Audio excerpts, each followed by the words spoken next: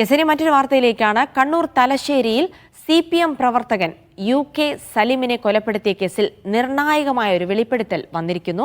സലിമിനെ കൊന്നത് CPM പ്രവർത്തകരാണെന്ന് പിതാവ് KP Yusuf പറഞ്ഞു. സലിമിനും സുഹൃത്ത് റയീസിനും ഫസൽ വധക്കേസുമായി ബന്ധപ്പെട്ട ചില രഹസ്യങ്ങൾ അറിയാമായിരുന്നു. സലിം കൊല്ലപ്പെടുന്നതിന് ഒരാഴ്ച മുൻപ് റയീസിനെ റെയിൽപാളയത്തിൽ മരിച്ച നിലയിൽ കണ്ടെത്തിയെന്നും സലിമിന്റെ പിതാവ് മീഡിയ വണ്ണിനോട് പറഞ്ഞു. വിചാരണയ്ക്കിടെ പിതാവ് നൽകിയ മൊഴിയുടെ പകർപ്പും മീഡിയ വണ്ണിന് ലഭിച്ചു. 2008 ജൂലൈ 23-നാണ് സലിം കൊല്ലപ്പെട്ടത്.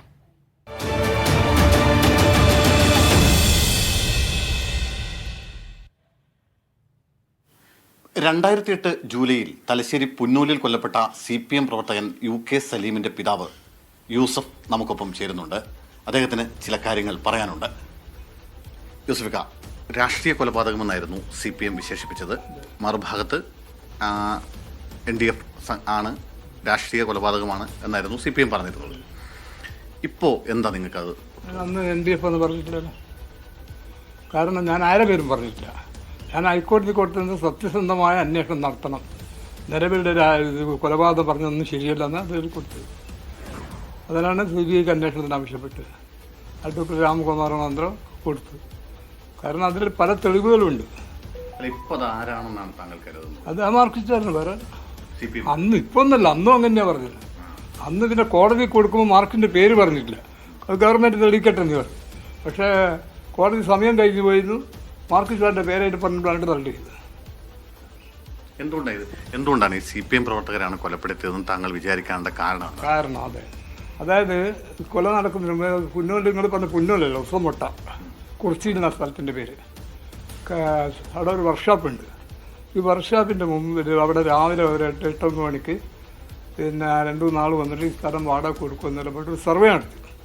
ഇത് ഇപ്പോൾ രാത്രി ഞാൻ ഇവിടെ കിടാരംകുന്ന് കച്ചവടമാണ്. അത് കിടാരംകുന്ന് സ്ഥലത്തിൽ പീടിയിൽ കച്ചവടം. രാത്രി ഒരു 7 മണി അങ്ങനെ ആയിട്ടുണ്ടാവും. ശരി, എൻ്റെ മോനായിട്ട് മുന്നേടെ ഓടൊന്ന് വെച്ച്. അപ്പോൾ എന്നോട് പറഞ്ഞു, നമ്മുടെ പാർട്ടി പുറത്ത് ഫോണ് വന്നിട്ടുണ്ട്, ഒന്ന് ചെന്ന് നോക്കട്ടെ എന്താ സംഗതി. അപ്പോൾ ഞാൻ അതായത് സലീമിനെ വീട്ടിൽ നിന്ന് പോകുമ്പോൾ എന്തിനാ പോകുന്നതെന്ന് ചോദിച്ചപ്പോൾ വീട്ടിൽ നിന്നല്ല, കടയിൽ നിന്നാണോ പോയത്? കടേൻ്റെ മുമ്പ് കൂടി പോകുമ്പോൾ ഞാൻ ചോദിച്ചു. അതെ, പാർട്ടി പ്രവർത്തകർ വിളിച്ചിട്ടാണെന്ന് പറഞ്ഞു. അതെ.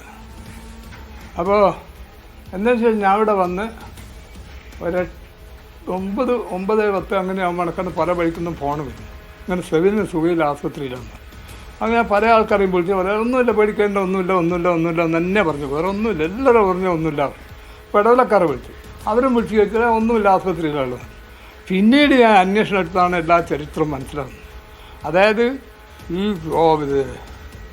മറ്റേ വർക്ക്ഷോപ്പിൻ്റെ മുമ്പിൽ വെച്ചിട്ട് അക്രമം നടന്നിട്ട് എൻ്റെ കുറേ ഇപ്പോൾ ഒരു പീടിയുണ്ട്, അലീഖാൻ്റെ പീടിയെന്ന് പറയും.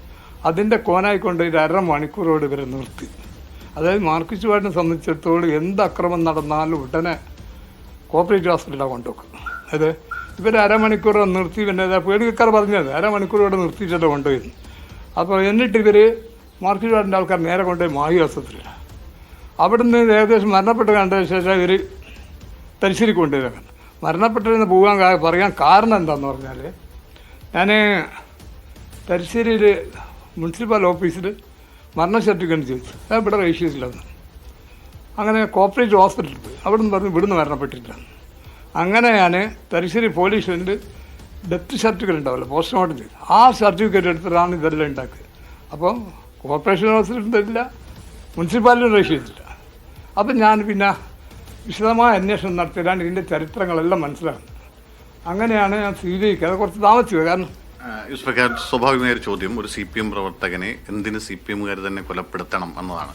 അതായത് ഇതിൻ്റെ മുമ്പ് റെയിലിൻ്റെ മുകളിൽ എടുത്തിട്ട് ഇയാളുടെ സുഹൃത്ത് റയീസ് എന്ന് പറഞ്ഞ് മരണപ്പെട്ടു. അതെല്ലാം ഫസൽക്കേരായിട്ട് ബന്ധപ്പെട്ടാണ് അവനെന്നോട് പറഞ്ഞത്, അത് സലീം പറഞ്ഞു. അപ്പോൾ അന്ന് മുതൽ ഇവൻ പണ്ട് പേടിച്ച് മര്യാദക്ക് പുറത്തിറങ്ങേണ്ട ഇതാക്കുക. അപ്പോൾ ഞാൻ എന്ത് ചെയ്ത് വളരെയധികം നമ്മൾ അതിന് മുമ്പ് 2 പ്രാവശ്യം ഗൾഫിൽ പോയിന്, എന്നിട്ട് പിന്നെ ക്യാൻസലാക്കിയിട്ട് വന്ന. അപ്പം ഞാൻ എന്ത് ചെയ്തു, പിന്നെ മറ്റുള്ള ചങ്ങായിമാരുടെ ബന്ധത്തിൽ എനിക്ക് ഏതായാലും വിശദീകരിയാക്കി പിന്നെ കയറ്റുക. അത് റീക്കൗട്ടായിരുന്നു. ഇത് പോകുന്നതിൻ്റെ ഒരാഴ്ച മുമ്പാണ് ഇത് സംഭവിക്കുന്നത്. ഗൾഫിലേക്ക് തിരികെ പോകുന്നതിനോ? ഗൾഫിലേക്ക് രണ്ടാമത് വിശദീകരിയാക്കിയിട്ട് അയക്കുന്നത്. അതിൻ്റെ സംഭവം ഉണ്ടായത്.